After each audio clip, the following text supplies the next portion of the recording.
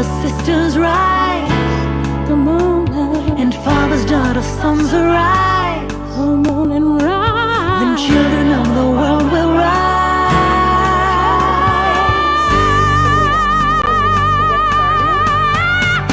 Then mothers, brothers, sisters rise. And fathers, daughters, sons arise. The children of the world will rise.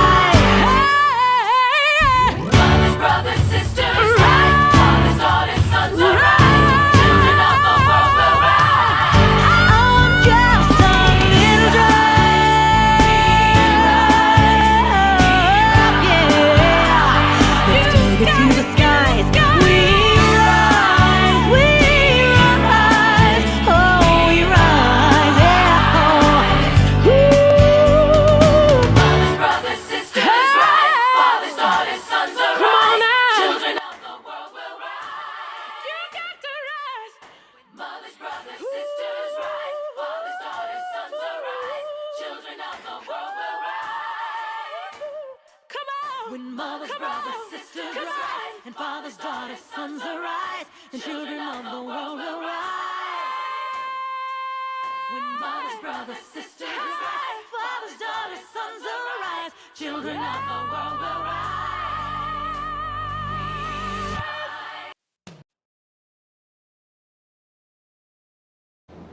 Hello, everyone. Happy International Women's Day. We're so excited that you're joining us. We're just going to wait a few more minutes as people keep jumping on.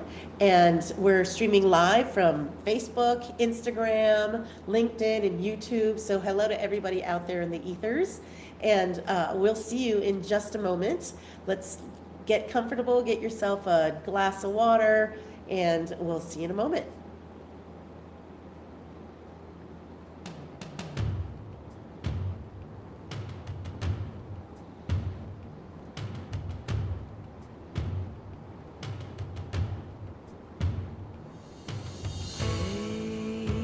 Take my hand, and we will stand in reverie.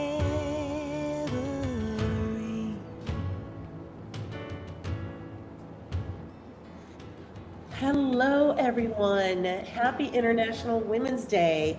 We are so thrilled that you're joining us today. We are streaming live on Facebook, Instagram, LinkedIn, and YouTube. And for everyone here, thank you for spending your day with us, or at least for the next half hour to 45 minutes. It is a special day for me, absolutely, just because of the work that we do. And I'm so glad that you came to learn a little bit more about what we do and hear about some of the extraordinary women that we're working with. So I am just elated to see you all. I'm seeing some familiar faces. I'm also seeing some new people who've joined us. We're so happy to have you here. Myself and Mia are here. Mia is part of She Builds Power as well, and we're here to share some really inspiring, what I consider very inspiring stories from the field, and I hope you think so as well. Just talking about the evolution of She Builds Power, how we have gone from doing more than just water and why we did it. This is something that we'll share today. And I think that if anything, you'll walk away knowing a little bit more about the crisis and things that women are challenged by every day in their communities in sub-Saharan Africa and across the world, actually.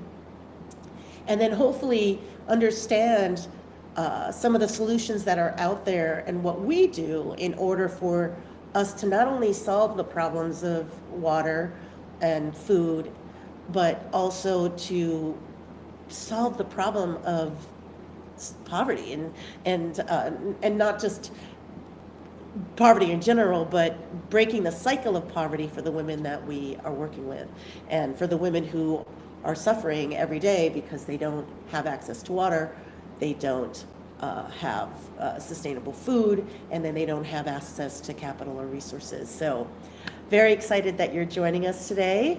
I'm going to start by telling you a little bit about one of our extraordinary women who I think is just one of she joined us very recently, and I think what's extraordinary about her story is that she not only learned how to do, these things that we've taught her, so building water tanks and using sustainable agriculture practice, things like that, but also that she was able to go further in her leadership than she ever imagined. So this is Eunice. Eunice is this amazing woman who we met. She's from Kenya, and she has this, when she was younger, she dropped out of school. She didn't, she completed just up until the 8th grade. She had faced mistreatment from her husband, and she was completely financially dependent on him.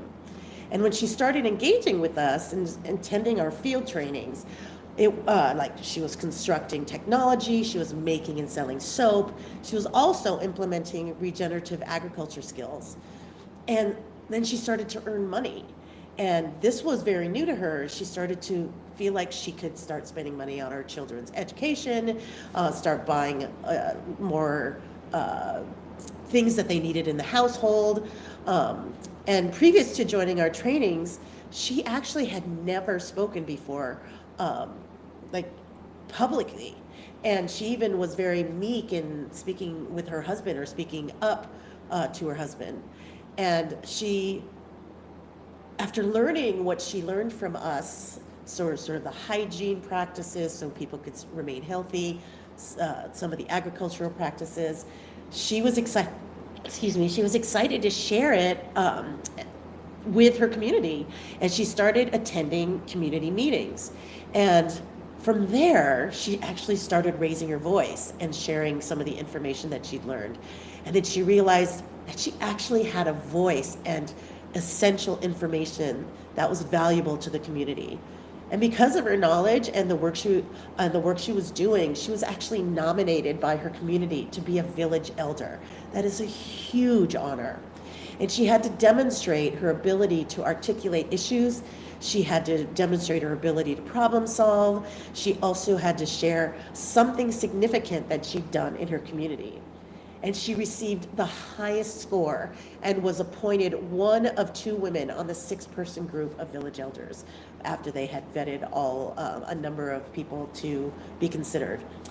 So I just want to sort of ground us in the day, in the magnitude of the day, or the celebration of International Women's Day, because there are so many women like Eunice who are underrepresented, who are under-resourced, and quite honestly underestimated, even her underestimating herself. And I want us to think about that when we celebrate this day and look at the people who have challenged us, look at the people who have inspired us, look at those women who have guided us through our lives in ways that are so valuable to our growth and development. So I want to also ground us in, because I know there are people in the audience who know of us, who have been following us for years. Even though She Builds Power might be new to you, She Builds Power was an evolution of another organization that was, which is our founding organization, and it's called Global Women's Water Initiative. And I want to just have people understand that we started as a water organization. The water organization was training women to be able to build water and sanitation technologies, to share important hygiene practices, and be able to provide sanitation solutions too. So they were implementing solutions that would improve the health of the community, because people were not getting sick from filthy water anymore. But he also did remove the burden of the women the women who actually generally are responsible and carry the burden of water on their shoulders, all the water related chores like cooking, cleaning, and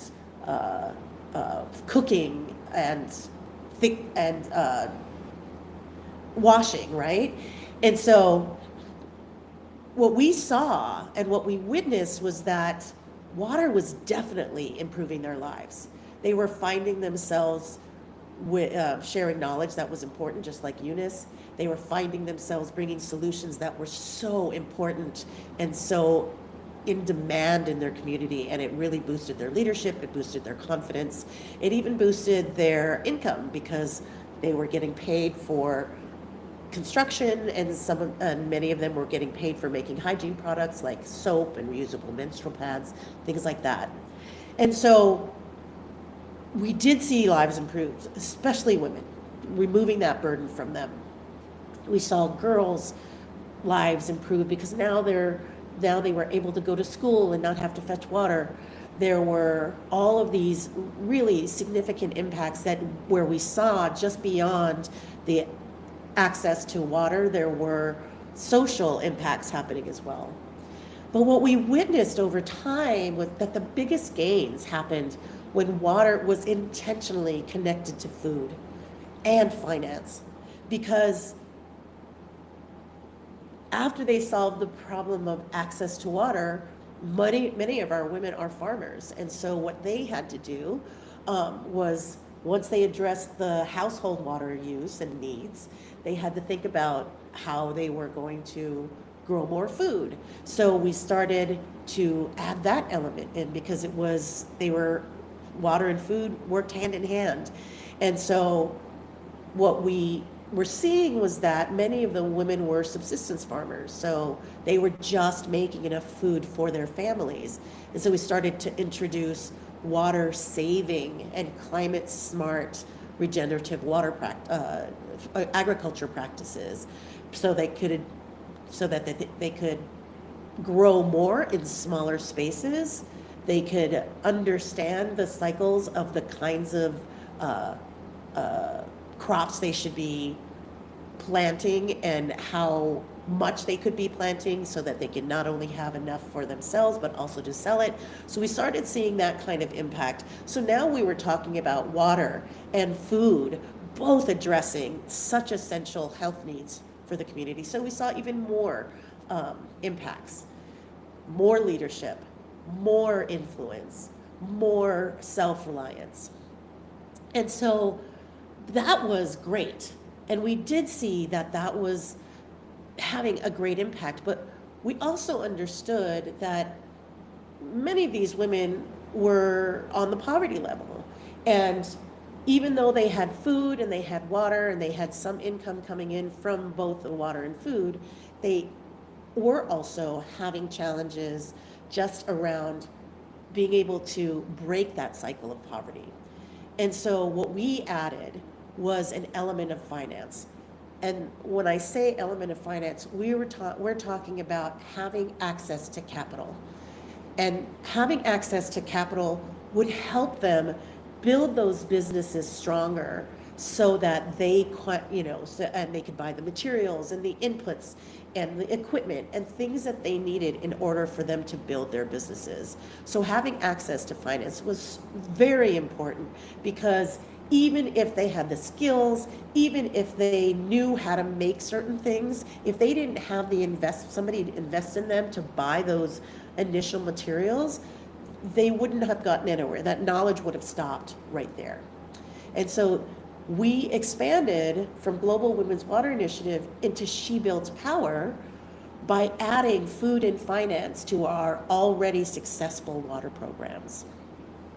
And that was important to us because we realized it wasn't about access to water. It wasn't about, sustainable food, and it wasn't necessarily about finance. Those are all tactics. Those are all ways in which we would, and issue areas that we knew combined would be able to support the improvement of women's lives and their families' lives.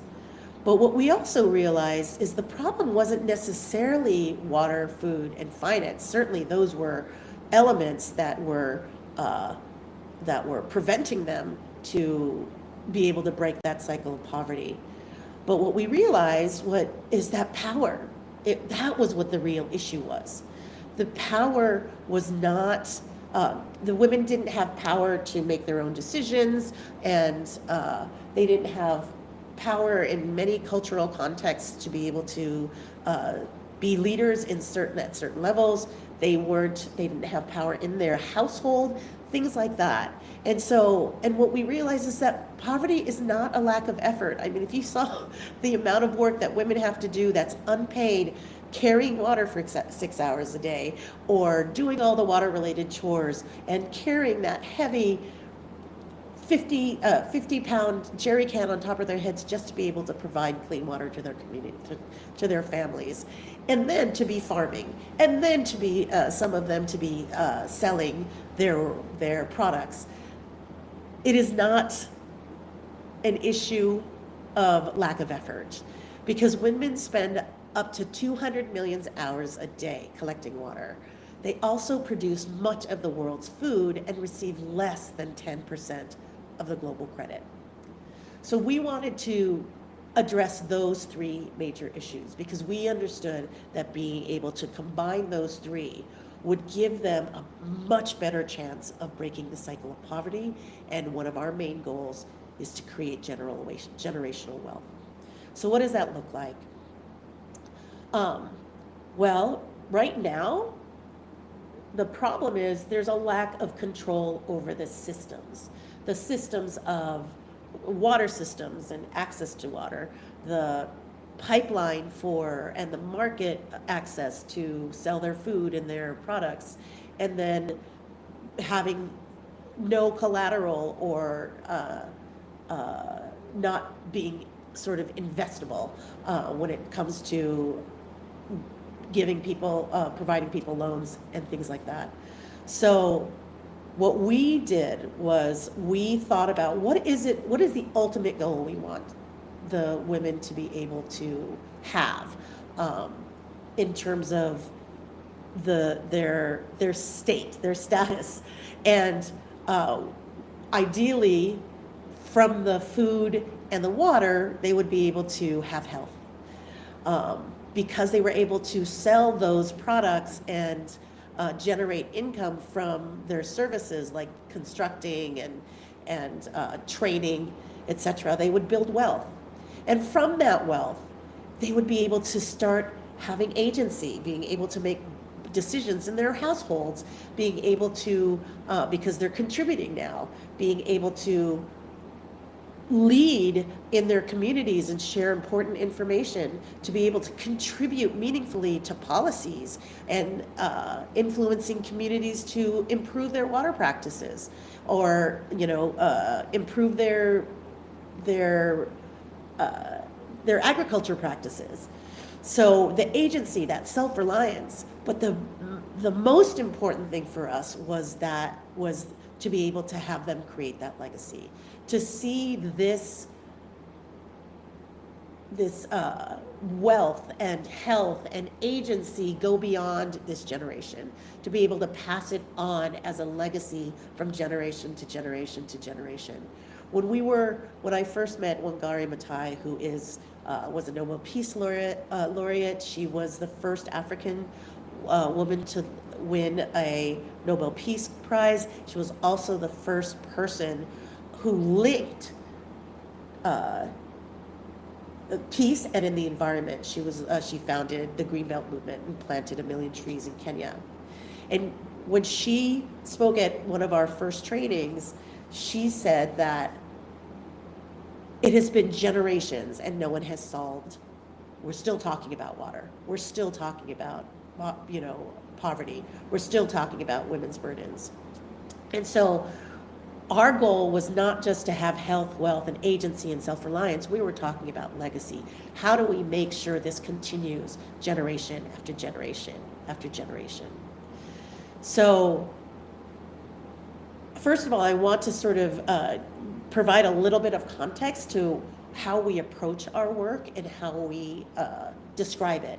So the word empower is a word that we use a lot, and it's a very, very significant word, and a word that is so important when we talk about development, when we talk about growth. And and mentorship and things like that. But we have another word that we like to use a lot, because empower implies the transfer of power. And it doesn't, to us, it doesn't, it's not a complete description of what I think we're doing. And most people, a lot of these organizations who are doing similar things to us, who are providing trainings and providing resources, is the word up power. Because up power means that the power within the women is already there. It's not a question of us transferring power. It's a question of us unleashing power, providing the conditions that will allow them to be able to tap into their power in a way that is going to advance their solutions, advance their leadership, and advance their decision-making power. So I just wanted us to ground in that, only because I want to make sure that we see these women as these sort of balls of potential, right? Where they are just waiting for that opportunity to be able to unleash, rather than somebody, even having them think that it's about somebody transferring power to them. It's really about looking at where their power is, how we can provide the resources and the trainings and any kind of support so that they can feel comfortable stepping into their power. So we like to use the word up power. The way in which we build power. So our focus, our issue areas are water, food, and finance. The way in which we build the power in water, food, and finances through training, it's through resources, and it's through leadership. And that's sort of our trifecta of how we make sure that we are building towards legacy. So as far as our training, we offer construction of water, sanitation, and hygiene technologies. So they're building toilets, they're building tanks, they're building wells, they're building water filters, they're building hand washing stations, all of which they can be paid for this valuable service. Climate, they learn climate smart agricultural practices and food entrepreneurship. So how do they grow more food than they need? How then do they take that surplus and generate as much income as they can, and still be able to feed their families? And then finally, we offer financial literacy and business development for launching businesses. And we also work with women's groups, and that's important for us because women's groups, they tend to be very cohesive in a way, because there have been because they don't have access to capital, so they end up wanting to join forces by forming a village savings and loan group, because then they can get their resources from a model they use with each other, excuse me. So we also help them strengthen women-led savings and loans groups, so that they have access to capital, something that they might not be able to get as a result, from the banks or the microfinancing institutions.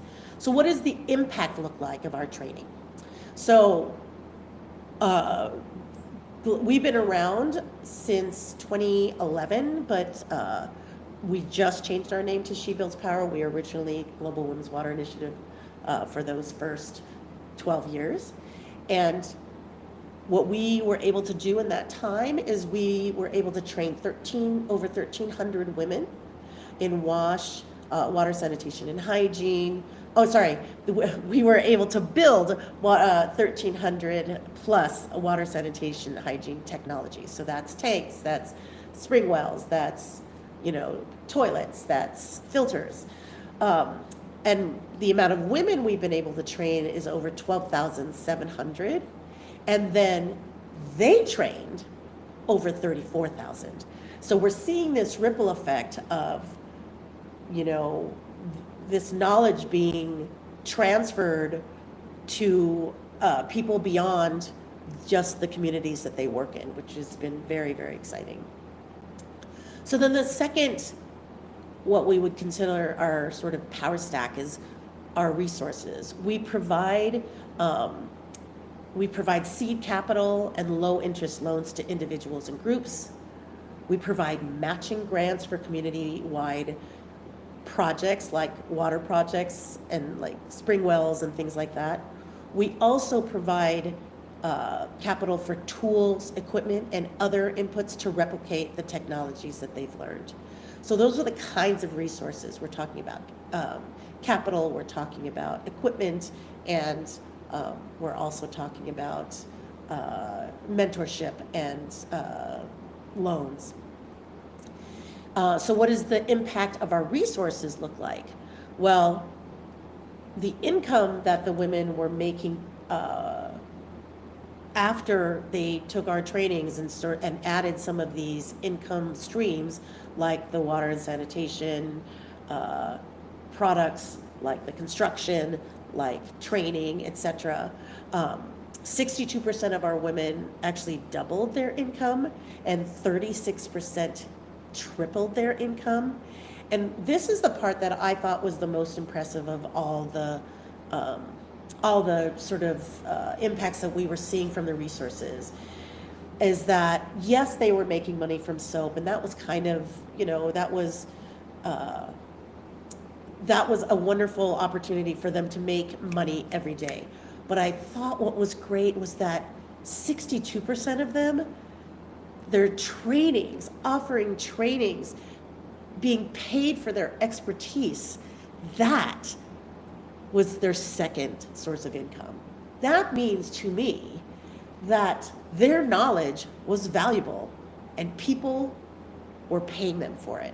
And that to me has been, I think, one of the most exciting parts of the impacts that we're seeing from our three power sources. And then finally, leadership. And leadership development. So we support our trainers to partner with government and be eligible for government contracts. Working with local government will be able to enhance their reach. Also, we coach our trainees to design and offer workshops and mobilize community. So being able to design and offer workshops is a very key piece, because that's how they got to having training as their second source of income. And then they also mobilize community. How do you get community to come together and build a spring well together? How do you bring a community together and come up with ideas that will improve their village? So the final way is we share strategies for community organizing and fundraising. So that means from soliciting community contributions to proposal writing. We've seen women make lots of money actually writing proposals for other organizations, and then being able to write proposals for grants and contracts as well for themselves and their organizations. So that is the impact of our resources, of our leadership. So what does that look like impact-wise? Well, this is the power of leadership, and this is the power of what leadership development looks like. So 93% of our trainees are now serving in enhanced leadership roles. So some of them are in new leadership roles, some of them have been promoted or work at a higher level. 92% of our trainees are now considered equal breadwinners in their households and families. That is significant. If you look at somebody like Eunice, who was not contributing anything at all, she was dependent on her husband. Now all of a sudden they were equal or more breadwinners. The ones who were making more, that must be such a confidence boon for them, and of course a huge opening up opportunities for their children and their families. And then 3 out of our trainees were elected to public office. Public office, elected, where people voted for them. that to us was like the pinnacle, to be able to see women feel so confident that they wanted to be able to change their communities in such a profoundly high level way. And we're confident enough to do that. And then 2 were appointed to prestigious local and national leadership positions, one of them being Eunice, who was, she was selected as one of the village chiefs, a village elder, and then and then there was another who was in a national leadership position, serving the president's wife. So lots of incredibly exciting ways in which women have really stepped into their power, who've really unleashed the power within. So I wanted to share a few stories of what we've seen of the outcomes that we've been moving towards, right? If you recall, the outcomes were health, wealth, agency, and legacy. So in terms of health, I want to tell you a story about Catherine. Catherine here on the left. She is a trained nurse and was assigned to a health dispensary just outside of Kakamega, Kenya. And a health dispensary, there are 3 levels of village health facilities. The lowest is a health dispensary, which just issues,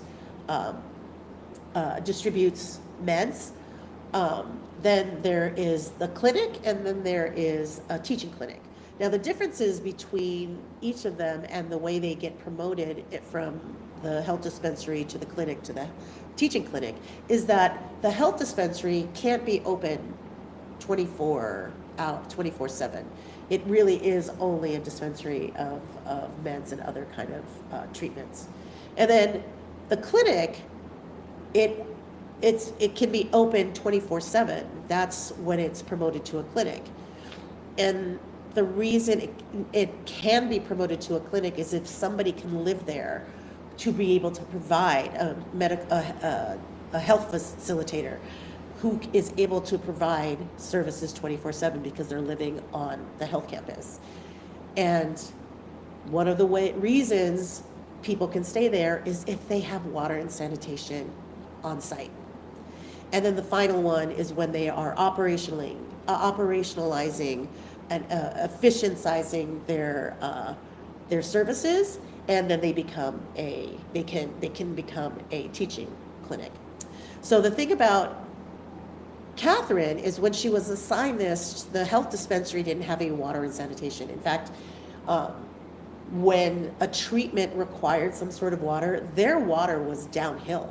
And so the health facilitator had to go down this hill, grab the water, carry that 47 to 50 pound jerry can of water up the hill again so that they could provide that treatment. So she decided that she was going to build 2 water tanks on the campus. She built a line of toilets so that people could actually, or latrines, so that people could also use the latrine. And she also built and installed water filters that would provide clean water for their treatments. So because now that this particular facility had water and sanitation and everything, they were able to have somebody stay on 24/7. So they got boosted up to a clinic. And when they became a clinic, they actually started to be able to offer some really profound services. There was a gentleman in the community who saw that there was water. There was now clean water at the facilities, and his wife was pregnant, and so he brought her in to have her baby there. The first baby that was born there, and this is her right here. So that was where we saw how profound water and sanitation can be at different applications, and here you see it at a clinic. What was great about this is that because of that, they started to get all this funding, and when they got all this funding, they were able to expand their birthing services and were able to create build a whole other maternal health wing, which was from a dispensary to a maternal health wing. And because they were be able to operationalize it in a really efficient way, they then got boosted up to a teaching clinic and were also awarded the best facility in the region.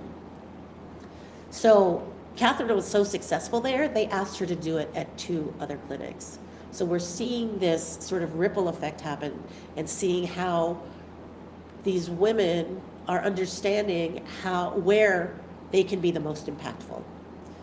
So that's Catherine, and so that is us seeing these women being able to have these health outcomes for their entire community. This is Emily. She's my next story, and we're talking. This is sort of a story of wealth. So Emily's 69, and although she had very little income, she did not want to be dependent on her children. So she attended our trainings, and specifically for regenerative agriculture. So after some time, when she started to use our practices of growing more in a smaller space, which is like double digging and biointensive farming, things like that, when she started doing that, and then she also started to take the crop waste and then turn it into biochar, which can be used for cooking, all of a sudden her yields started increasing to 3.45 million Uganda shillings per season, which is just under $1,000. Now we're talking about, that's exceptional when it comes to income in Uganda. So for her to be able to go from having, meager income, not wanting to depend on our children, to be able to have, almost 3.5 million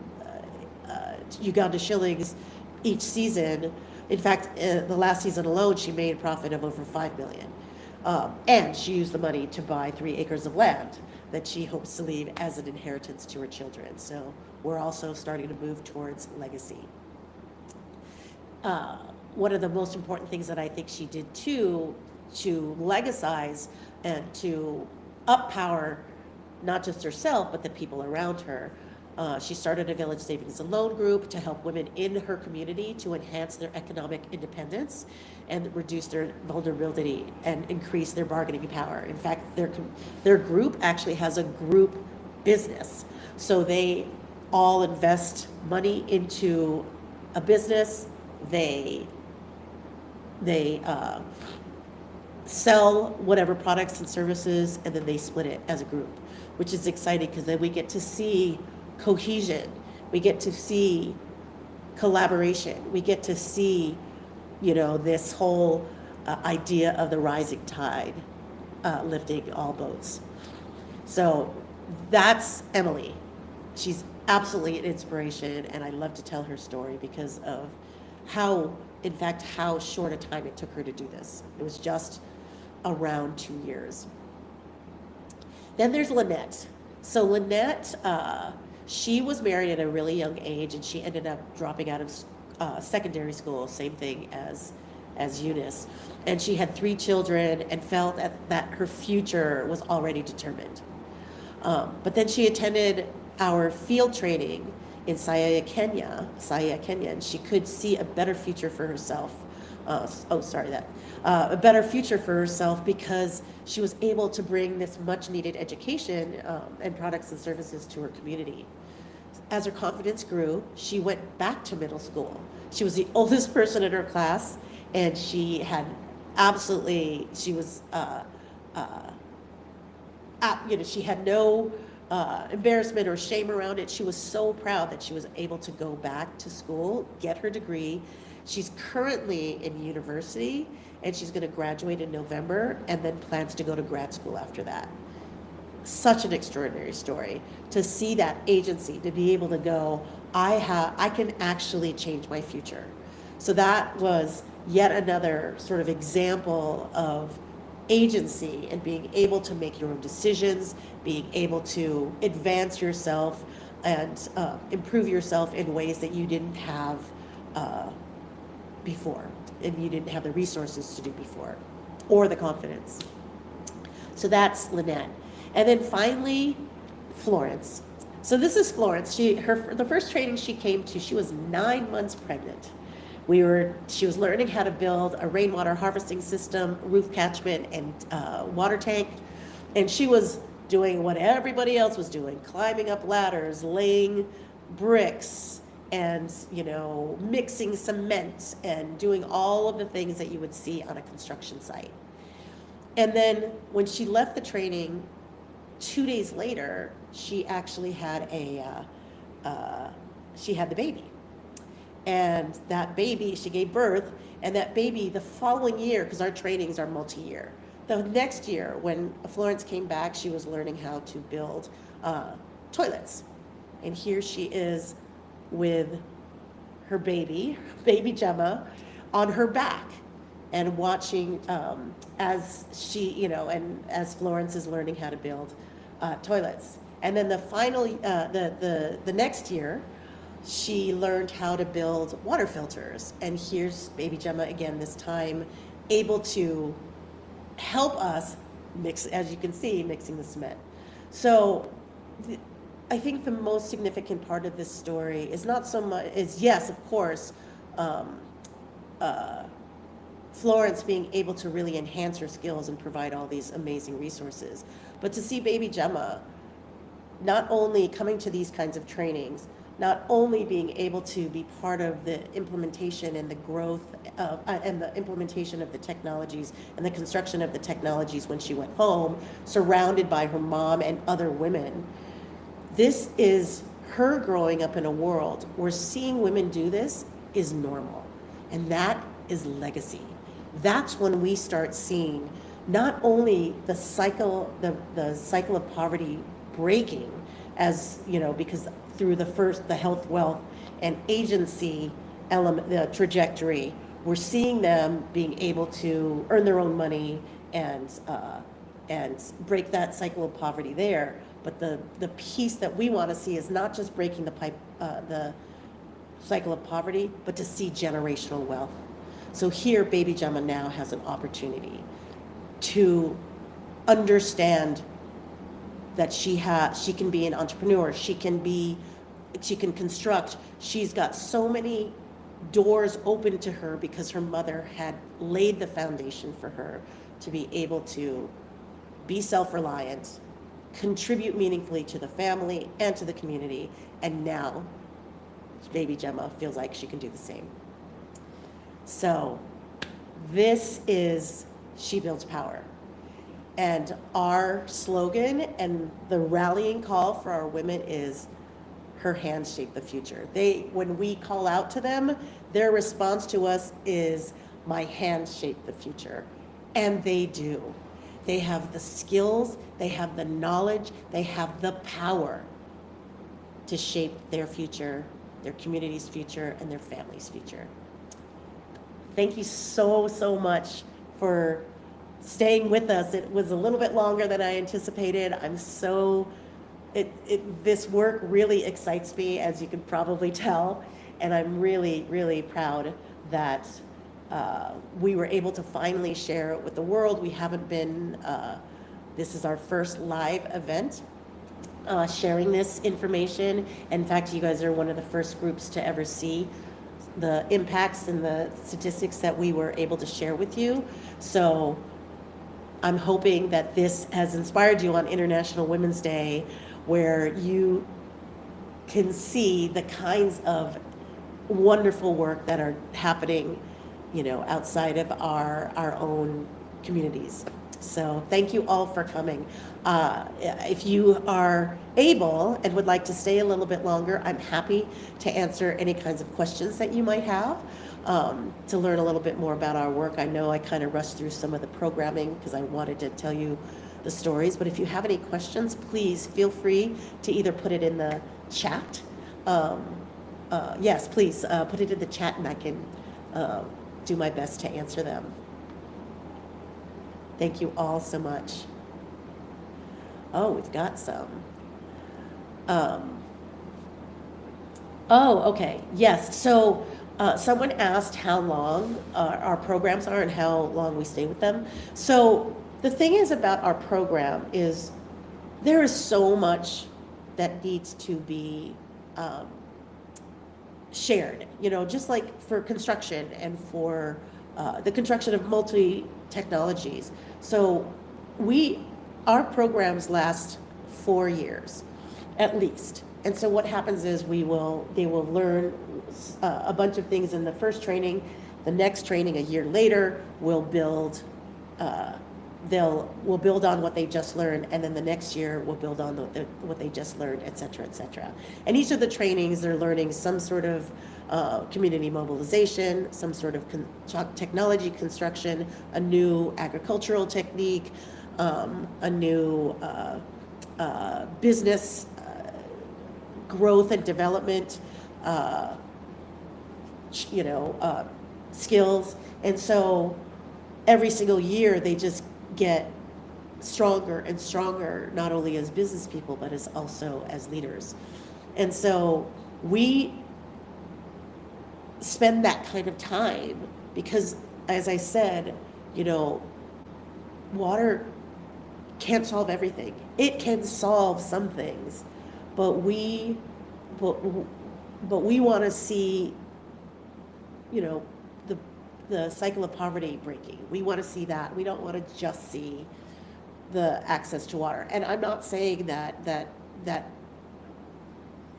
that's a flaw to just be able to solve one, but what we saw is that by going deeper rather than wider, we see bigger impacts. We see, when I say bigger impacts, I mean transformations in women, transformations in economic self-reliance, transformation in communities and families. And that's what our ultimate goal is, to see that transformation from the women having no resources, feeling like they have no agency, to be able to go from there and be able to influence policies, be able to create generational wealth and provide bigger opportunities for their families. So our model is longer. We like that model because we want to go deep. We just opened, our team in Sub-Saharan Africa just opened their own autonomous She Builds Power collective, and they'll be doing all of the on-the-ground work to continue to provide trainings, build wells with the women, be able to offer loans to groups so that they can issue loans to their individual members or use that for building businesses for the group, and to be able to offer them mentorship. So because we'll have that regional hub there, we've created that model that now can be replicable across other regions. So that's the goal, to be able to have that center, She Builds Power Collective, be the regional hub that will be able to cover and continue coverage of East Africa, and then we'll move into another region. So that's our ultimate goal, to be able to replicate that hub of expertise throughout. Okay. All right, there's another question. So the other question is what is it? Yeah, so they're talking about some of the other changes that we're seeing. So and how if men are involved. So the thing about including men in these programs, it's essential. We absolutely understand that their work cannot advance without buy-in from the entire community, and of course that means men. And so what we do, though, as a training organization, is that we focus on the women, and then they take that knowledge and bring it into their community in a way that is going to be most appropriate for their community. We share knowledge, then they take that knowledge and apply it in the most appropriate way. So what we see is women taking this knowledge implementing into their community. And then when they come back that following year, we hear all these really great strategies and techniques and tactics that they've implemented that can be shared with others. So one of the things that becomes very important to us is about building community. These women, some of these women have known each other for over a decade, and the kind of vulnerability and conversations that we can have in our trainings, it makes us better. It makes us a better organization because we're getting nuanced information about, let's say, about menstrual, cultural beliefs around menstruation, cultural beliefs around women climbing ladders in construction, cultural beliefs around, or challenges, individual challenges in their marriages and things because of their lack of agency. And because we hear that, we can actually address that and have peer exchange happen as well, rather than us just being this sort of training organization that passes information one way. This is a pool of knowledge that just starts building stronger and stronger, a community that loves each other, is wanting to share with each other, that sees each other every year and celebrates their successes. So community is, I believe, one of the best ways you are going to see progress advance faster than normal. So the inclusion of men is very important, but it's on their terms. So we don't include them in our training element, but on their terms, they bring it back and they engage the men in the way that is most appropriate for them. And all of them have different relationships with their community. So bringing that knowledge back and sharing best practices every year is, I think, one of the most valuable parts of our gatherings. Okay, I'll take one more question. Let's see, one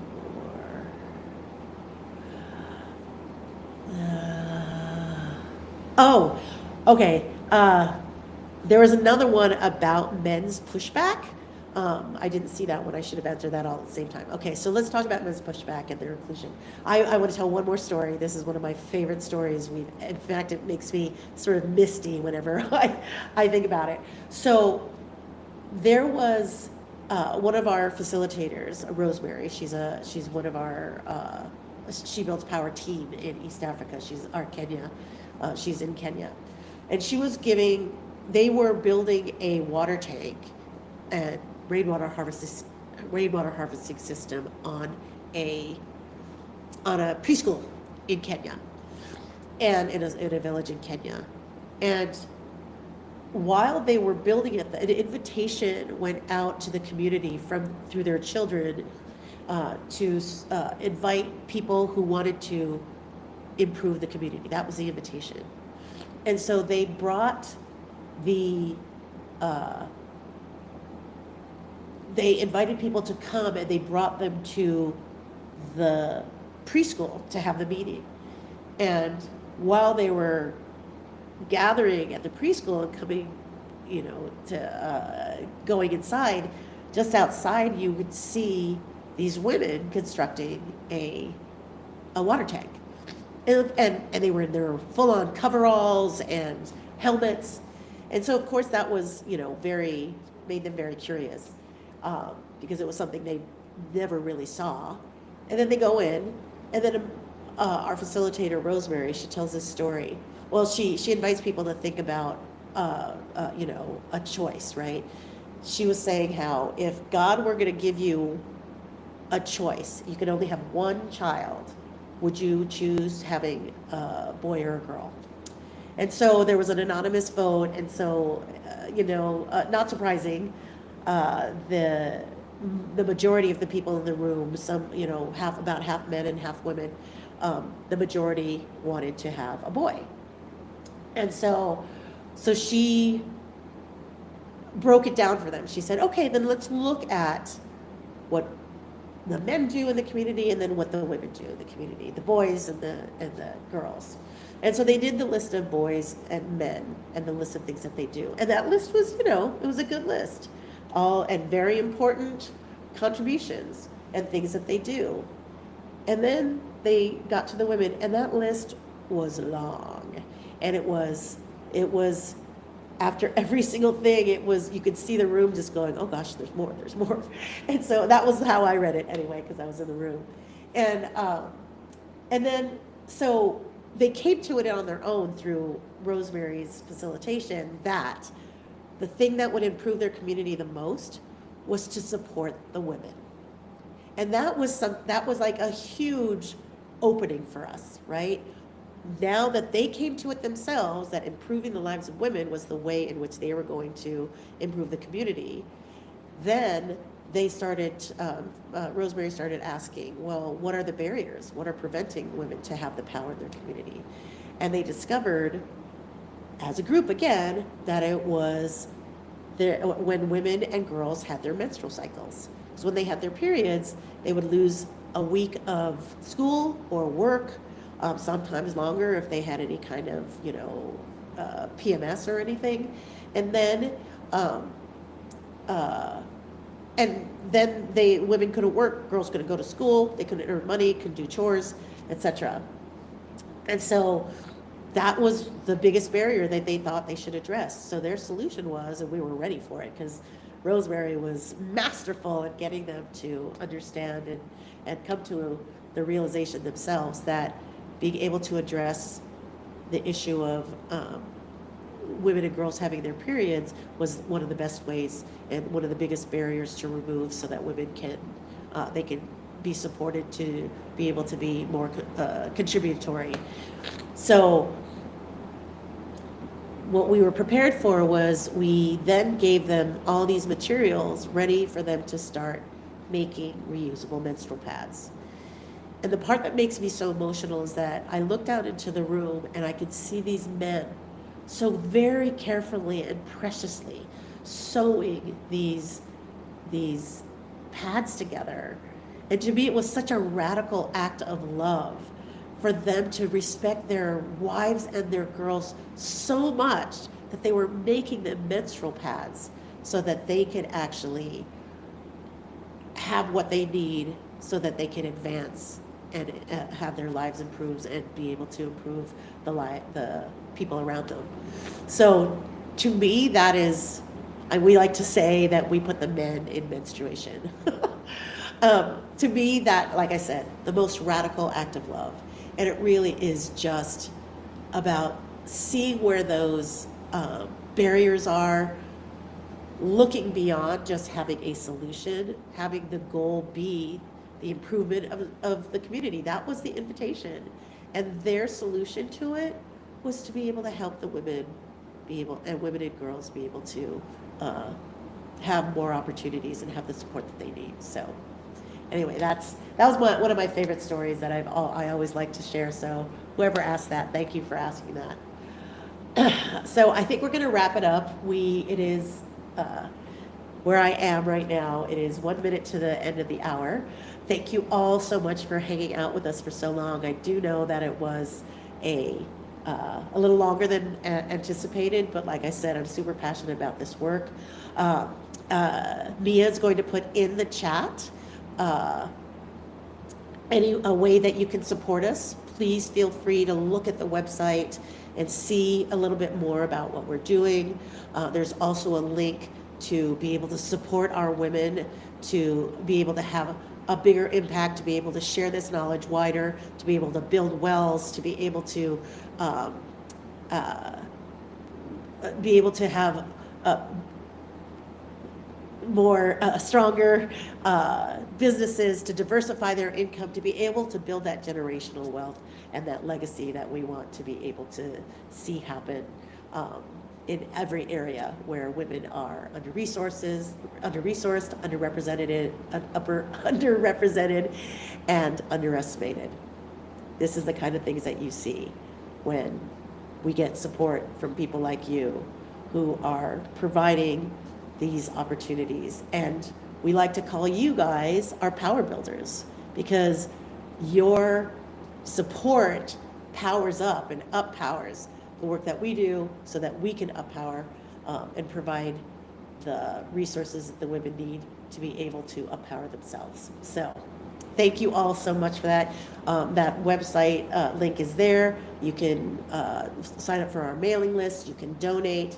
You can learn more about what we're doing. We're so thrilled that you spent the hour with us today.